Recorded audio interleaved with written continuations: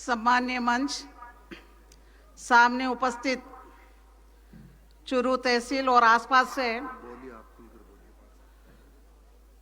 पधारे हुए बुजुर्गों, नौजवानों और मातृशक्ति, आज वैसे तो प्रियंका गांधी जी को सुनने के लिए आए हैं सभी बड़े चाव से। प्रियंका जी पहली दफा पधार रही है चूरू। राजीव गांधी से लेकर मैं जब से पॉलिटिक्स कर रही हूं तब से राजीव गांधी से लेकर सबको देखा है, प्रियंका जी को नहीं देखा था चूरू में। प्रियंका जी को भी देखेंगे। चुनाव के बारे में आपको क्या बताएं, आप लोग सब जानते हैं चुनाव की जरूरत क्या है, ये भी आप जानते हैं। आपके पास में ताकत क्या है, ये भी आप जानते हैं। लोग कहते हैं कुछ नहीं होता, एक वोट से कुछ नहीं होता, एक वोट से सब कुछ होता है।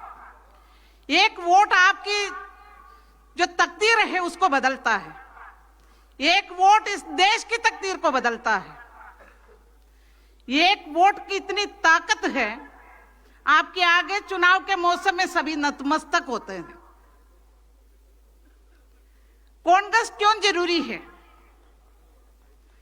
कांग्रेस इसलिए जरूरी है क्योंकि कांग्रेस इस देश की डीएनए में है, कांग्रेस इस देश की ब्लड में है, कांग्रेस इस देश की जीवन शैली है, कांग्रेस इस देश की सोच है। जिन्होंने इस देश को आजादी दिलाई, हमारे पुरखों ने बहुत कुर्बानियां दी, तब जाके देश आजाद हुई। लोग आज पूछते हैं कांग्रेस ने क्या किया है?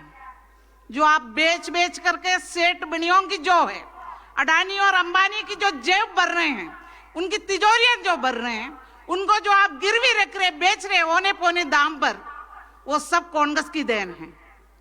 School, college, medical college, IIT, IIM, जितनी भी उद्यम है, उद्योग है, सारा कांग्रेस ने खड़ा किया इस देश में। इस देश के भविष्य के लिए अगर किसी ने सोचा है, वो कांग्रेस पार्टी ने सोचा है। आप सत्यनाशी की पौधे की तरह आते हो, सारा कुछ मिटा करके चल देते हो। आपको देश से कोई मतलब नहीं है। आप अपने उद्योगपति मित्रों के लिए जीते हैं। आप केवल गुजरात का प्रधानमंत्री है, कई दफा ऐसे महसूस होता है, क्योंकि गुजरात के लोगों के लिए सोचते हैं, शेष भारत के लोगों के लिए नहीं सोचते हैं। आप महिलाओं की बातें करते हैं। मणिपुर जल रहा था तो आप में से कोई भी उधर जाना पसंद नहीं किया। मणिपुर में जिस तरीके से निर्वस्त्र करके महिला को घुमाया गया, तब आप में से कोई भी उधर नहीं गया। आपकी स्मृति ईरानी से लेकर जितने भी लोग जोर जोर से नारे लगाते थे महिलाओं के लिए, वो कहीं भी अपनी मुंह, कहीं भी चेहरा नहीं दिखाया। जंतर मंतर पे हमारी खिलाड़ी, पहलवान महिला खिलाड़ी जो बैठी हुई थी, और उसमें उनके पक्ष में एक शब्द नहीं बोला। लुटियन जोन में बैठी हुई थी, लुटियंस जोन में, और आप में से एक व्यक्ति वहीं नहीं गया उनको सांत्वना देने के लिए। तुम लोग देश के शान हो, तुम्हारे साथ जो हुआ है उसके लिए हमें अफसोस है। कोई नहीं गए वहीं भी। तो कांग्रेस के लोग सोचते हैं, इस देश में अगर किसी के लिए सोचते हैं, महिलाओं के लिए सोचते हैं, तो वो कांग्रेस सोचते हैं। बेरोजगार नौजवानों के लिए सोचते हैं तो वो कांग्रेस सोचते हैं। अल्पसंख्यकों के लिए सोचते हैं तो कांग्रेस सोचते हैं, और दलितों के लिए सोचते हैं तो कांग्रेस सोचते हैं। इस देश की अगर भलाई चाहते हैं तो कांग्रेस सोचते हैं, और 36 कौम में साथ लेकर चलने वाली अगर पार्टी है तो कांग्रेस है, बल्कि 37वां कौम जो है वो कांग्रेस है इस देश के लिए। टाइम टू टाइम आके अपनी लूट खसोट की नीतियों से देश को लूट कर ले जाना अलग बात है, और देश के लिए जीना मरना अलग बात है।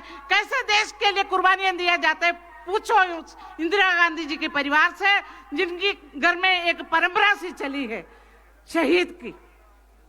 ये देश के हर बंदा जो देश के हक में सोचते हैं, अपनी जान न्यौछावर करने के लिए सोचते हैं, और अपने देश के लिए सोचते हैं, अपने देश की गरिमा के लिए सोचते हैं, अपने जवानों के लिए सोचते हैं, किसानों के लिए सोचते हैं। हमारे में से ज्यादातर लोग खेती किसानी करने वाले लोग हैं।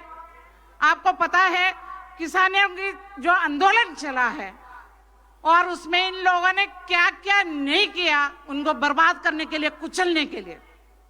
मुझे गर्व है महिला कांग्रेस के प्रदेश अध्यक्ष के रूप में मैं 5000 महिलाओं को लेकर शाहजहांपुर बॉर्डर पे एक दिन का हमने धरना दिया था और हम लोगों ने हमारी जो है सपोर्ट उनके साथ में हमने जतलाया कि हम आपके साथ में हैं, क्योंकि आज किसान अगर आंदोलन करें, किसान अगर हड़ताल करें तो इस देश के पेट कोई भी नहीं भर सकते हैं।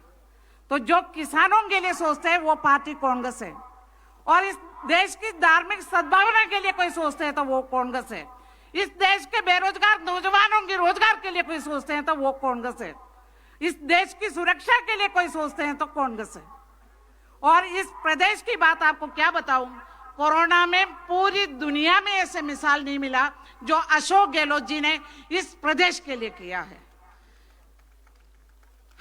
हर घर में उन्होंने राशन पहुंचाया, दवाई पहुंचाया, किसी को किसी भी किस्म की परेशानी उन्होंने होने नहीं दिया।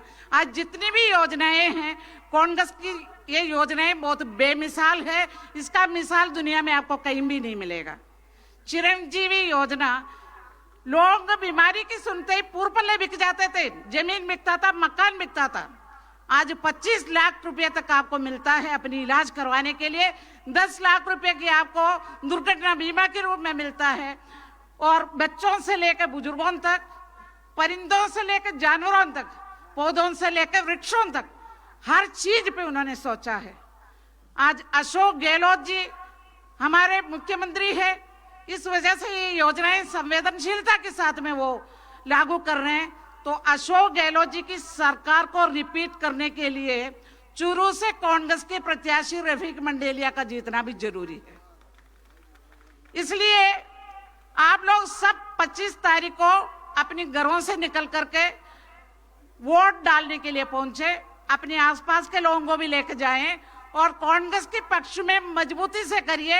ये देश रहेगा तो हम रहेंगे, चाहे बीजेपी आ जाए, चाहे कोई और आ जाए, इस देश की मजबूती के लिए कांग्रेस का होना बहुत जरूरी है। आप लोगों से उम्मीद है, आप लोगों से अनुरोध करती हूँ, कांग्रेस पार्टी को और कांग्रेस पार्टी की प्रत्याशी जो है रफीक मंडेलिया जी, उनको ज्यादा से ज्यादा तादाद में वोट देकर के विजयी बनाए। धन्यवाद। जय हिंद।